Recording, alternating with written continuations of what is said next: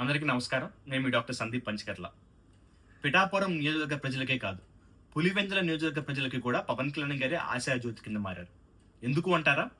2021 సంవత్సరంలో వైఎస్ఆర్సీపీ ప్రభుత్వ హయాంలో పులివెందుల నియోజకవర్గ ప్రజల దాహాన్ని తీర్చడం కోసం జల్ జీవన్ మిషన్ నిధుల ద్వారా మెగా వాటర్ గ్రిడ్ ప్రాజెక్ట్ను ఒకటి ప్రారంభించారు.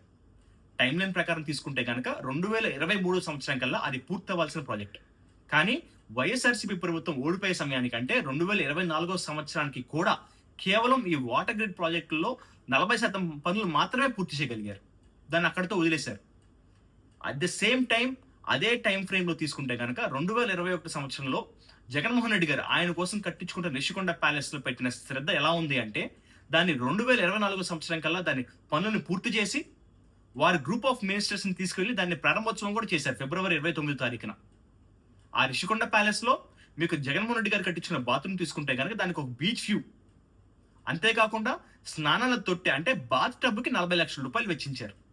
రిషికొండ ప్యాలెస్ లో ఆయన కోసం కట్టించుకున్న రిషికొండ ప్యాలెస్ లో బాత్ టబ్ కి బాత్రూమ్ కి ఇచ్చిన విలువ కూడా పులివెందుల నియోజకవర్గ ప్రజల దాహాన్ని తీర్చడం కోసం జగన్మోహన్ రెడ్డి గారు ఇవ్వలేకపోయారు.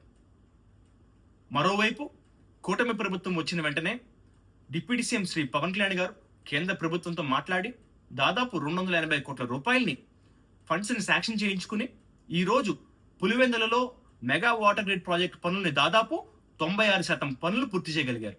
పైప్ లైన్ వర్క్స్ తీసుకుంటే కనుక 99% పైప్ లైన్ వర్క్స్ ని పూర్తి చేయగలిగారు. త్వరలో ప్రజల గొంతుని తడిపే ప్రయత్నం పవన్ కళ్యాణ్ గారు చేస్తున్నారు. నాకు ఓటు వేయలేదు కదా, అమరావతి రాజధానిగా ఎందుకు ఉండాలి, పూర్తిగా విధ్వంసం చేస్తామనే జగన్మోహన్ రెడ్డి గారు ఒకవైపు అయితే, నాకు ఓటు వేసినా వేయకపోయినా కూడా ప్రజలందరూ సమానం, ప్రజల బాధలు నాకు ముఖ్యం అని చెప్పని వాళ్ళ బాధలను తీర్చే ప్రయత్నంలో పవన్ కళ్యాణ్ గారు ఉన్నారు. ఇది అంతా విన్నాక కూడా కొంతమంది పేటీఎం వాళ్ళు అనేది ఏంటంటే, జగన్మోహన్ రెడ్డి గారు కూడా నీరు తెప్పించారు కదా అని చెప్పి అంటారు. నిజమే, జగన్మోహన్ రెడ్డి గారు నీరు తెప్పించారు, కానీ అది కంటి నుండి, ప్రజల కళ్ళ నుంచి నీరు తెప్పించారు. అదే పవన్ కళ్యాణ్ గారు ఆయన తెప్పించిన నీరు ద్వారా ప్రజల గొంతులు తడిపే ప్రయత్నం చేస్తున్నారు. Both are not the same. జై జనసేన.